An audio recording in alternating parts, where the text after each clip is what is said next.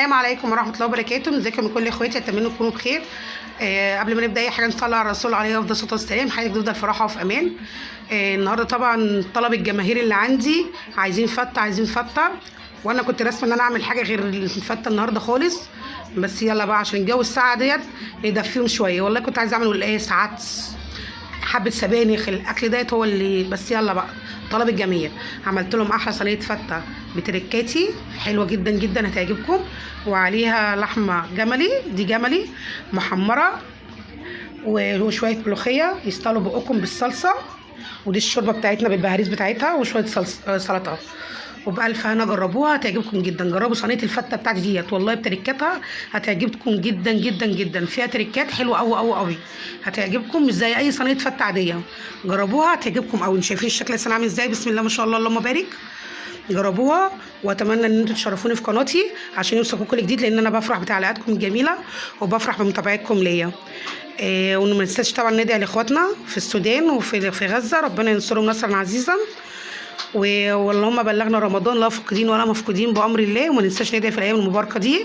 بالله عليكم ادعوا لكل الامه الاسلاميه ان ربنا ينجينا من الغلاء اللي احنا فيه ده ويرحمنا، وندعي دايما لاولادنا ربنا يفرحنا بيهم دايما يا رب، ويخليهم لنا ويحفظهم ويجعلهم ذريه صالحه.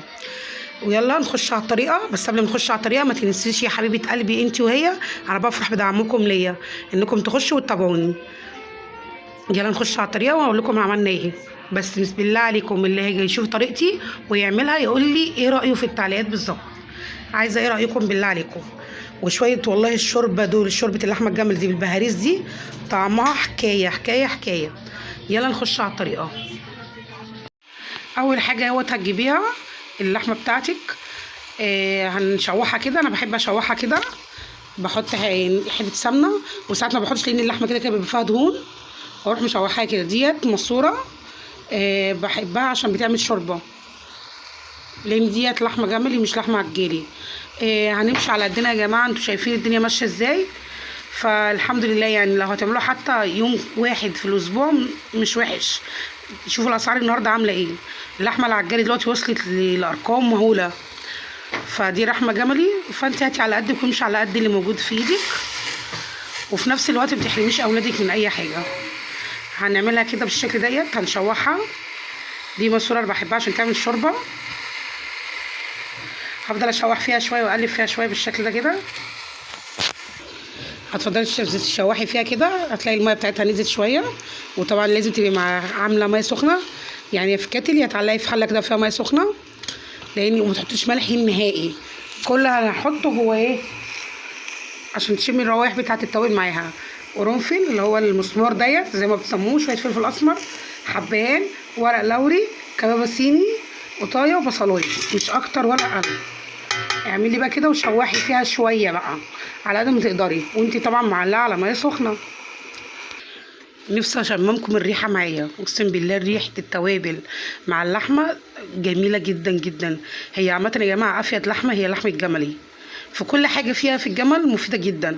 اولا ما بتتباعش مجمده، الحاجه الوحيده اللي ما ينفعش تتباع مجمده هي اللحمه دي. الله اعلم اللحمه المجمده التانية هي غاليه دلوقتي على فكره جدا، بيقولوا 270 ولا 280 جنيه. طب انا ليه اجيب لحمه مجمده؟ انا ممكن اجيب نص كيلو من الجملي وما اجيبش كيلو من التانية، او نص من العجالي.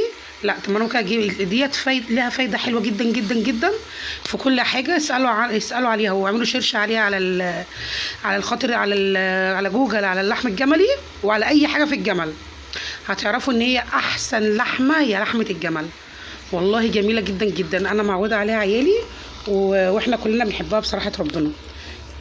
هفضل اقلب فيها كده واشوح فيها شويه مع التوابل، لان هي لحمه جملي. اوعي تحطي ملح، انا ما حطيتش ملح خالص غير وهي داخله على سوا.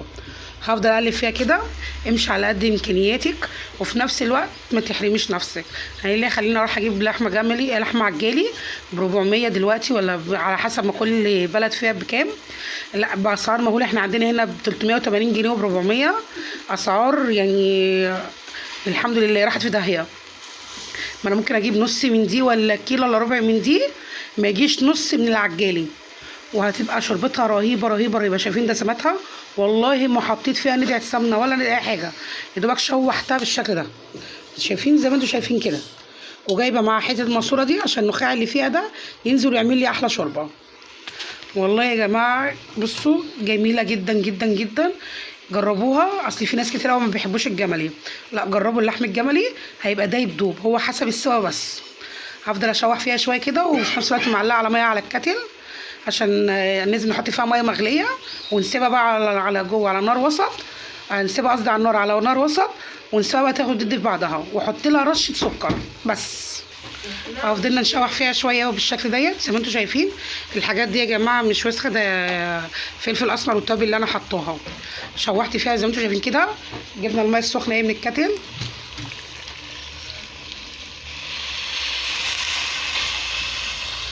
لحد ما تغطيها خالص. لازم الميه تبقى بتغلي يا جماعه على اللحمه دي بالذات عشان ما تجمدش معاك وتشد. هي لسه هتقعد شويه ميه تاني، فانا هسيبها تغلي واعلق على ميه تاني سخنه. كل ما تنقص هو طلع ميه سخنه، لازم يبقى الكاتل جنبيكم في ميه مغليه دايما. او زي ما انتم شايفين كده عماله تغلي اهيت. اهم حاجه اللي انتوا تشيلوا الريم ده، الريم ده اول باول. بصوا شايفين ده، تشيلوه اول باول الريم ده عشان ما بيخليش اللحمه بتبقى يعني طعمها بيبقى حلو، وفي نفس الوقت دي كده بتبقى المراره اللي طالعه من اللحمه، ده لو فيها مراره يعني. هو بيقولوا الريم الابيض ده اصلا ما بيبقاش حلو في اللحمه عامه يعني. هسيبها بقى ان هي تقعد تغلي كده. هوطي عليها يعني، هخليها على نار متوسطه مش نار عاليه، وحطيت عليها ربع معلقه سكر، واسيبها بقى تقعد تدي مع نفسها. وكل ما تحسوا ان الميه نقصت حطوا ميه مغليه، ميه سخنه يا جماعه مش ميه بارده. لو ميه من الحنفيه اللحمه هتجمد معاك وتبقى عامله زي الكاوتش. والله يا جماعه جربوا اللحم الجملي ده، وبيقول لك حته من الليه ولا فدان من الكروش زي ما بيقولوها. يعني انا اخد نص كيلو من اللحمه الجملي ده، وما اجيبش كيلو ولا ربع كيلو حتى من العجيلي. جربوها والله هتعجبكم جدا جدا. وهنا سيبنا طبعا اللحمه تغلي على البوتاجاز. جبنا هنا بقى جبنا حله عشان نعمل فيها شويه رز ابيض يستاهلوا بقكم فلفلين. حطينا هنا معلقتين سمنه على معلقتين 3 زيت يسيحوا، واروح حاطه اصلا رز غسله كويسه جدا واروح حاطاه. اهو زي ما انتم شايفين كده. حطينا شويه ملح على الرز عشان يطلع معاكي حبايه الرز مفلفله وحلوه. شوحي فيها شويه بالسمنه والزيت والملح.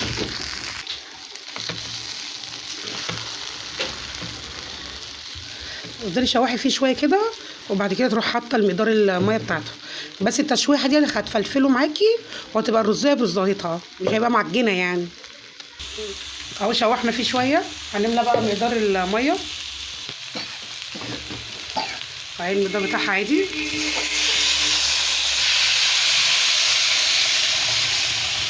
في ناس بتحب تعمله بشوربه، بس بصراحه انا بحب اعمله بميه من الحنفيه على طول.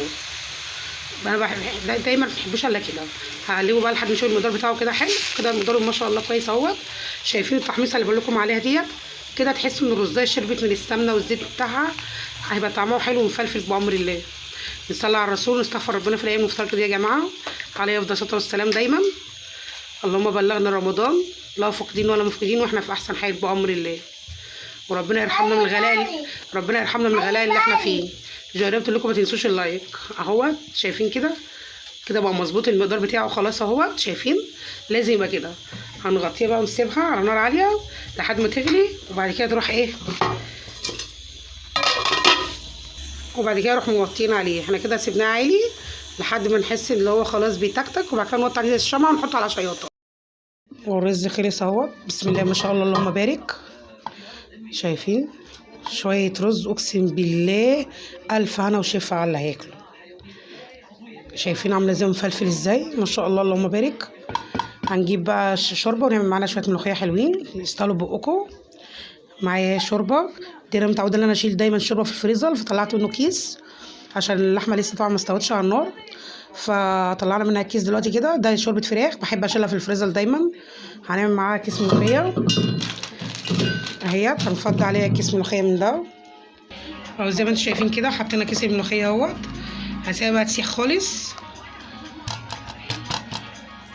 ونخش نعمل الصلصه بتاعتي الفته اهيت. الملوخيه بعد ما ساحت بالشكل ده، ساحت خالص اهيت، واديتها غلوه. سيبتها على جنب عشان اعمل لها الطشه بتاعتها. حطيت عليها واحده دجاج بس، لان الشوربه كده كده بتبقى فيها كل التوابل بتاعتها. فانا حطيت عليها واحده مرقه دجاج بس. ودي صلصه الفته اللي هنعملها. ده كيس صلصه من انا عاملاه من الفريزر. هتقولي لي في فتة الفته بتاعت الصلصه بتاعت الفته بتتعمل بتوم بس. هقول لكم جربوها بالثوم والبصل، طعمها جنان جنان جنان. طلعت كيس بالشكل زي ما انتم شايفينها كده، سيبتها لحد ما تسيح وتاخد غلوه. هحط عليها شويه فلفل اسمر زي ما انتم شايفينها كده، شويه فلفل اسمر وشويه ملح، وهعملها برده الطشه بتاعتها ليها والملوخيه نفس الطشه، وهوريكم دلوقتي طشتها تبقى عامله ازاي. الصلصه دي بقى اللي احنا عاملينها دي كده، خدي منها كده نص كبشه كده لو كبشه غويطه، او يعني حوالي معلقتين 3 كبار. وتعالي بقى على الملوخيه كده وارميهم، وهتاكلي احلى ملوخيه. قلبوها بقى بالشكل ده كده. وهي الصلصه حلوه جدا. جبنا بقى عشان نعمل الطشه بتاعتنا، جبنا حته ليا ما شاء الله للملوخيه وللصلصه بتاعت الفته. تحفه تحفه. هنعملها كده لحد ما تسيح. شايفين الدنيا لحد ما ساحت اهيت اللي هي هنحط عليها فصين من الثوم وكزبره. ده الثوم اللي انا مخزناه عاملاه بفلفل اخضر اهو زي ما انتم شايفين كده. عشان روايح معايا اقسم بالله رهيبه. اخر حاجه في الثوم يا جماعه، الثوم النهارده لقيته في السوق عامل 90 جنيه. الاسعار عندكم ايه قولوا لي؟ اهيت اهي بالظبط هي كده خلاص خلصت اهيت، واللون الذهبي اللي انا عايزاه. هنطش بقى على الملوخيه والصلصه زي ما انتم شايفين كده ما شاء الله. وادي الصلصه. شايفين بقى الملوخيه وجمال الملوخيه. هي سبتها على البوتاجاز تاني، علقت عليها هديها غلوه لان هي كانت بردت وانا طشيت عليها الطشه وهي بارده. بس والله ما قادره اوصف لكم طعمها وريحتها ايه ما شاء الله. شايفين عامله ازاي؟ هي اي نعم ممكن تكونش خضرا قوي عشان انا حاطه عاملاها بصلصه، دوها بصلصتها حلوه قوي. طبعا الفريش بتبقى غير المجمده، انتوا عارفين حاجه زي كده يعني، وبتختلف في انواع الملوخيه. هو ابني جايب لي نوع كده غريب اول مره اجربه. استنى ما اقول لكم اسمه كده. اهيت الملوخيه اسمها شهرزاد اهيت. ما عجبتنيش بصراحه يعني. انا بحب بسمه في الملوخيه بتبقى حلوه جدا، نوع بسمه بيبقى حلو. وفي نوع تاني مش فاكره اسمه كويس، لكن انا عامه بحب الملوخيه بفرزها برضو في الفريزر عندي بس عشان خلصانه. فربنا يسهل ان شاء الله كده واجيب حبه افرزهم معاكم. بتبقى جميله جدا واحسن بكتير بكتير من المجمده. هنديها طبعا غلوه بس على البوتاجاز وهنطفي عليها. دي الصلصه اهيت. مش قادره اوصف لكم الريحه والطعم اقسم بالله جنان. شويه صلصه للفته بالف انا وشفا. بحب بعمل التركيه دي حلوه قوي في العيش بتاع الفته. بعمل اقطعها كده بحطها في صينيه واحط عليها حتت من السمنه البلدي كده ورشه من الكزبره. الرشه من الكزبره دي على العيش ده بيديله طعم اقسم بالله رهيب رهيب رهيب. واروح احطها في الفرن لحد ما يتحمص، بس كل شويه افضلي قلبي فيها يمين وشمال عشان ما تحرقش منك. هنحطها دلوقتي في الفرن لحد ما الصلصه تاخد غلوه والملوخيه تاخد غلوه، وبكده نحضر بقى صينيتنا. كده كل حاجه خلصت معانا اهيت. وهنا هنعمل بقى طبعا الطشه اللي بنحطها على الوش اللي هي المفروض نحطها في الصلصه. هتقولي لي انت نسيتي انك تحطي خل في الصلصه. هقول لكم لا، انا بحب اعملها لوحدها كده ساعات، واروح عاملاها التقليه دي لوحدها كده اللي بحطها على الوش وطشها بشويه خل وبخليها لوحدها، لان انا عندي جزء بيحبوها بخل وجزء بيحبوهاش ما بيحبوش الخل فيها يعني. فانا خليتها تصفري كده التومه مع حبه زيت، ما حطيتش ليا ولا سمنه بلدي، حبه زيت مع التومه مع شويه كزبره بالشكل ده، واروح طشها كده زي ما انتم سامعين كده، واخليها تغلي شويه واحط عليها معلقتين صلصه او زي ما انتم شايفينها كده. حطينا عليها حبه صلصه صغيرين. هنديها غلوه وهنشيلها على جنب ونحضر بقى صينيه الفته معانا.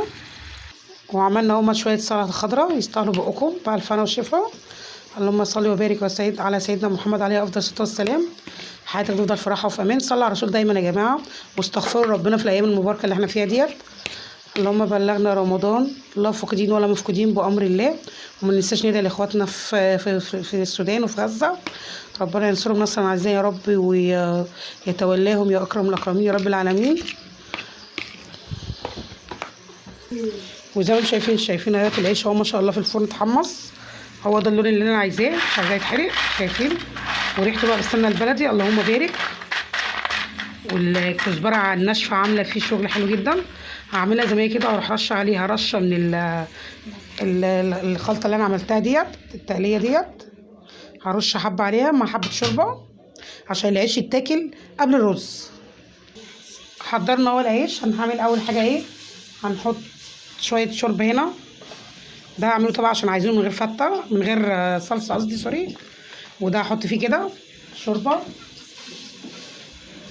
بس مش هغرقه شوربه عشان خاطر احنا بنحبه برده مقرمش.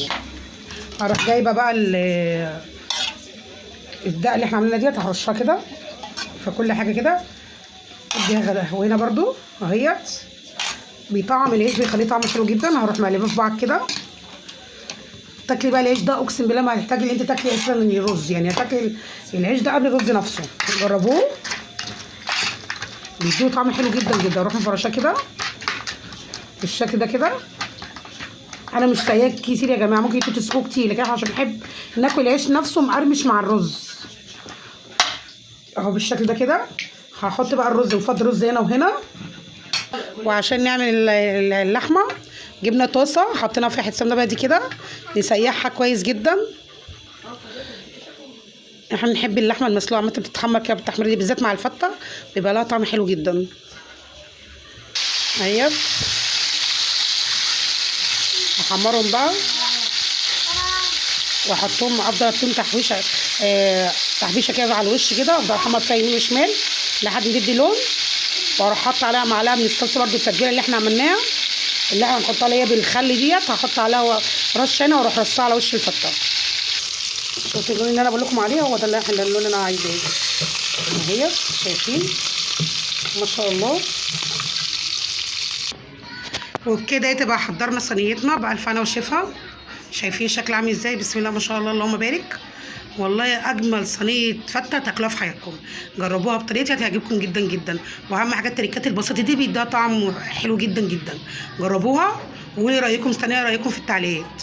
انا بعد ما خلصتها زي ما قلت لكم حطيت الصلصه، وعلى الصلصه حطيت التتبيله اللي انا عملتها ليها اللي هي بالخل والثوم، رشيتها على الوش ورشيتها على اللحمه، مديها طعم يعني مش قادره اقول لكم طعم ايه وحكايه ايه. جربوها. هنحضر بقى الصينيه وبكده تبقى وصفتنا خلصت. اتمنى تكون حلقتي على النهارده عجبتكم. دمتم بخير يا كل حبايبي، اشوف وشكم بخير. ما تنسوش دعواتكم ومتابعتكم ليه عشان يوصلكم كل جديد. دمتم بخير يا كل حبايبي. السلام عليكم ورحمه الله وبركاته.